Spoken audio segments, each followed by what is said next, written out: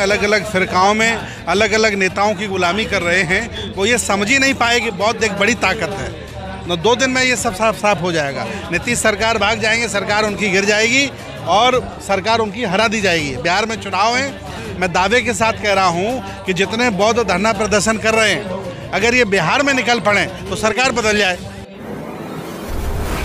मंत्री जी, पहले बीटीएमसी के सामने आंदोलन था, फिर 2 मुहान पे पहुंचा, उसके बाद फिर एक मोनेस्ट्री में पहुंचा, फिर दूसरी मोनेस्ट्री में पहुंचा, फिर एक जगह दी गई वहाँ पहुंचा और अब फिर दोबारा एक मोनेस्ट्री में चल रहा है। ये बौद्धों को कब तक दौड़ाते रहेंगे या बौद्धों का जो नेतृत्व है वो इतना कमज़ोर है कि दौड़ रहा है खुद ही?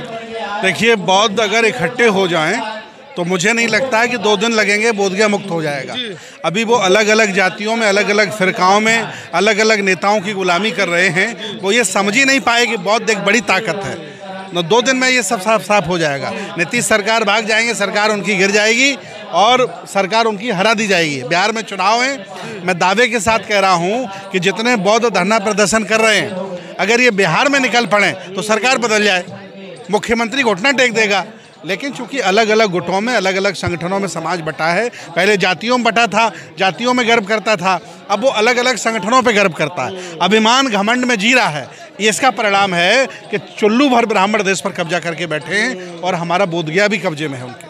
तो मंत्री जी, आप तो व्यक्तिगत रूप से वहाँ गए भी थे और आपने पूरा माहौल देखा, तो माहौल में नेतृत्वकर्ताओं के ऊपर जो सवाल उठ रहे हैं कि वो नेतृत्वकर्ता सही से या तो वो लेके नहीं चल रहे लोगों को, भिक्खुओं को आगे नहीं आने दे रहे हैं, लामा है वो अपनी अपनी चलाते हैं, इस तरह के आरोप लग रहे हैं। देखिए, नेतृत्वकर्ता अगर मजबूत होता तो ये आंदोलन अभी तक गांव-गांव चला जाता और सरकार झुक जाती।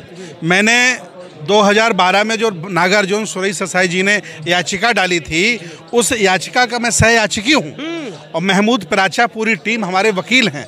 मुझे 26 जुलाई दी गई है, अभी सुनवाई थी, मैं याची हूँ और याचिका में हमने बहुत सारे एविडेंस दिए हैं और मैं मजबूर कर दूंगा कोर्ट से लेकर के ज़मीन तक और पूरी दुनिया को ये बताऊंगा कि जानबूझ करके ब्राह्मण लोग बौद्धों का अपमान कर रहे हैं। और जो इन्होंने कुकृत्य किया राज्यपाल को बुला करके बुद्ध पूर्णिमा के दिन, और ये जो कुकृत्य इन्होंने किया, इसकी मैं निंदा करता हूँ। ये देश के लिए, संविधान के लिए, बौद्धों के लिए बहुत ही शर्म की बात है और डूब मरने जैसी बात है। मंत्री जी, जिस तरीके से हिंदू मुसलमानों पर आरोप लगाते रहते हैं, वर्तमान की सरकार तो कह रही है कि इनको पाकिस्तान भेज दो, ईरान इराक भेज दो, और वहीं दूसरी तरफ अगर जो महाविहार है अगर वो हिंदू टेम्पल है तो मुसलमान से पूजा क्यों कराई गई, और अगर बुद्ध स्थान है तो मुसलमान से पूजा कराकर क्या बुद्ध स्थान को दूषित करने का प्रयास किया गया? नहीं, यही सवाल मैं राज्यपाल से पूछ रहा हूँ। अगर राज्यपाल ने अपनी माँ का दूध पिया है, जो बिहार का राज्यपाल है, वो अयोध्या में जाकर के नमाज पढ़ के दिखाए। ये दौड़ा के मारा जाएगा, मुकदमा लगा के जेल भेज दिया जाएगा, राज्यपाल गिरी इनकी निकल जाएगी। लेकिन इन्होंने जो अभद्रता की है, हमारे कमज़ोर होने का, हमारे बटे होने का फ़ायदा उठाया है, सरकार के इशारे पर जो कुकृत्य किया है, इसका मैं विरोध करता हूँ, करता रहूँगा। अच्छा, कल और परसों 2 दिन की राष्ट्रीय जो समिति बननी है, उसको लेकर एक विचार मंथन अम्बेडकर भवन में है, आप सभी लोग वहाँ पहुँचेंगे, अपने विचार रखेंगे, तो क्या लग रहा है राष्ट्रीय समिति बनेगी तो क्या आकाश लामा, क्योंकि आकाश लामा तो महासचिव हैं ऑल इंडिया बुद्धिस्ट फोरम के, वो नहीं पहुँचे, उन्होंने अपने अध्यक्ष को यहाँ भेजा है, तो क्या वो इस समिति का स्वागत करेंगे? देखिए, यहाँ जितने भी लोग आए हैं लगभग सभी राष्ट्रीय अध्यक्ष हैं, अंतर्राष्ट्रीय अध्यक्ष हैं, महासचिव हैं, ये सारे सोसाइटीज़ के लोग हैं और जो नेतृत्व करते हैं। और हम समन्वय समिति बना रहे हैं, सबको साथ लेकर सामाजिक न्याय करेंगे। SC, ST, OBC, हिमालयन सारे लोगों को साथ लिया जाएगा और सभी बौद्ध भिक्षु भी उसमें साथ रहेंगे, उपासक साथ रहेंगे, तभी बड़ी लड़ाई लड़ेगी। क्योंकि छोटे आंदोलन से कुछ होना नहीं है, बड़ व्यापी आंदोलन बनाने के लिए समन्वय समिति की ज़रूरत थी, वो हम लोग कल पूरा करेंगे, आपके सामने होगा। दिल्ली की बागडोर आदरणीय राजेंद्रपाल गौतम संभाल रहे हैं, उनको चाहिए था कि तमाम, जैसे आकाश लामा ने बोधगया में तमाम संगठनों से चर्चा नहीं की, उन्होंने धरना बिठा दिया, ऐसे ही राजेंद्रपाल गौतम के ऊपर भी आरोप लग रहे हैं कि उन्होंने मात्र 1-2 संगठन से चर्चा की, वो उसकी स्थिति आपको यहाँ दिख रही है। और सवाल ये उठ रहे हैं, बड़ा सवाल उठ रहा है कि उनकी सक्रियता को देखते हुए कांग्रेस अध्यक्ष ने उनको SC आयोग का अध्यक्ष बना दिया है। ये जो डेट जंतर मंतर की है, ये सहमति से आकाश लामा ने तय की थी कि जंतर मंतर पर कार्यक्रम रखा जाएगा, लेकिन जब हिसाब मांगा गया और समन्वय समिति बनाने की हमने आवाज़ उठाई तो आकाश लामा भाग गए। अब जो नहीं आएगा वो नहीं रहेगा, जो आएगा वो रहेगा।